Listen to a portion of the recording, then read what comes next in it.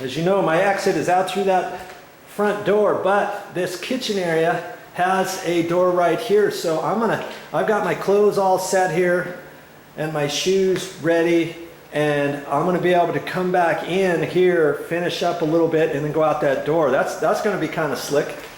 While this floor is drying, we can still access the kitchen if we had to, okay? But if you don't have that door, I'd have all my clothes and stuff for the rest of the day out here, outside. I'd change and get out of my grubbies, get my grubbies off. Look at these pants. This is from when I sealed, or when I removed all the mastic from this floor. And I've just been kind of trying not to mess up any more of my pants the best I can. I'm glad this job is almost through.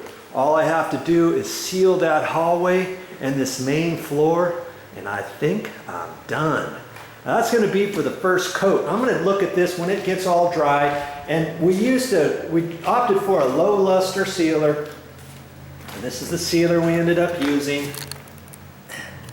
Get you in here. Behr Premium Concrete Brick and Tile Low Luster Sealer. It's a low gloss, it says.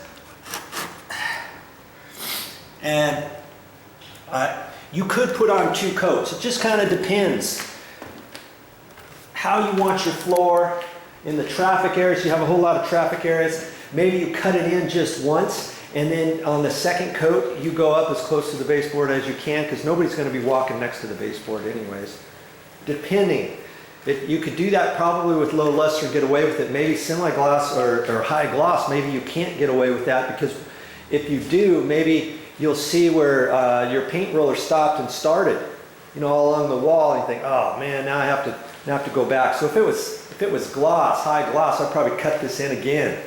Okay, but the back room, that had been stained and sealed from before, and that has a low luster finish on it. We want this to look low luster too, and because it had the black tar mastic on there, if you watch those videos, you'll know that this concrete is all saturated with the mastic material, the cleaning material, the WD-40, the sponges were all in there. So all the pores of this concrete are filled up. So that's why I think I'm only going to need 1 coat of sealer on this floor. Now if this floor was just carpet and pad and there was no stain, or there was no black tar underneath the tiles, let's say, on the floor, and then if I put some stain on here or something, I might decide to put 2 coats of sealer. Just kind of depends. Got any questions, talk to your local salesperson at your local hardware store. Ask them a few questions and make up your mind and go for it. I mean, you can always, later on in your traffic areas, you've got extra sealer left. You can always come back through your traffic areas, your main areas of your house, or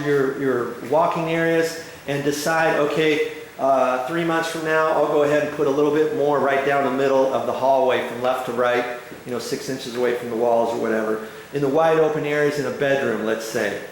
A wide open area in this hall, in this main area here, and up next to the kitchen area, because if you got a couch and tables and all kinds of other stuff, that's not going to be traffic areas, right? So you could go from the front door, let's say, and do maybe 1/3 of this floor here, or 2/3 of this floor with the paint roller down the road as a thought or idea. So if you do have any extra sealer, save that sealer, wash out your paint roller cover, because most of this material is cleanable with soap and water, or whatever.